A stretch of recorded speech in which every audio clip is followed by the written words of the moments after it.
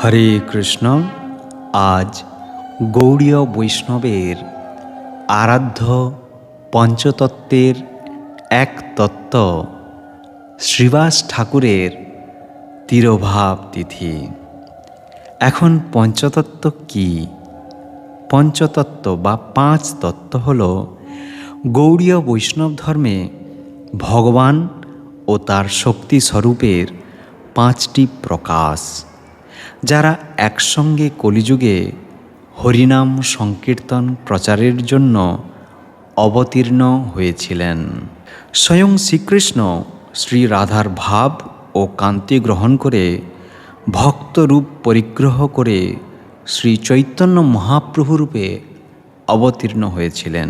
ভক্তস্বরূপ শ্রী বলরামের প্রকাশ শ্রীমন নিত্যানন্দ প্রভু।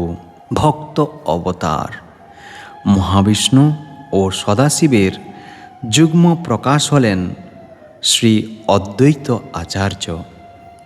ভক্ত শক্তি শ্রীমতী রাধারানীর হ্লাদিনী শক্তির প্রকাশ গদাধর পণ্ডিত। ভক্ত দেবর্ষি নারদের প্রকাশ শ্রীবাস পণ্ডিত।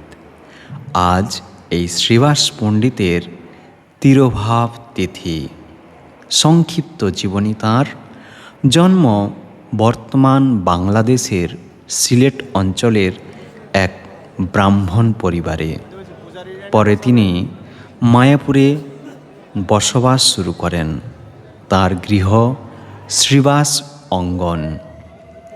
শ্রী চৈতন্য মহাপ্রভুর রাত্রিকালীন নাম সংকীর্তনের প্রধান কেন্দ্র। তাঁর স্ত্রী ছিলেন মালিনী দেবী, যিনি মহাপ্রভুর অন্তরঙ্গ ভক্তদের একজন ছিলেন। শ্রীবাস পণ্ডিতের ভক্তি ছিল অটল। একবার তার পুত্র কীর্তনের সময় মৃত্যুবরণ করলে তিনি কীর্তন বন্ধ করতে দেননি, কারণ তিনি মনে করতেন ভগবানের সেবা সর্বাগ্রে। পরে মহাপ্রভু নিজে এসে মৃত শিশুকে কথা বলিয়ে সকলকে আধ্যাত্মিক শিক্ষা প্রদান করেন।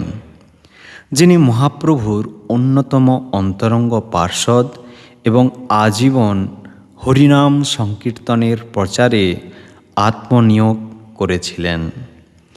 আজও শ্রীবাস অঙ্গন বৈষ্ণবদের অন্যতম পবিত্র তীর্থস্থান, যেখানে ভক্তরা মহাপ্রভুর লীলাস্থান দর্শন করতে যান।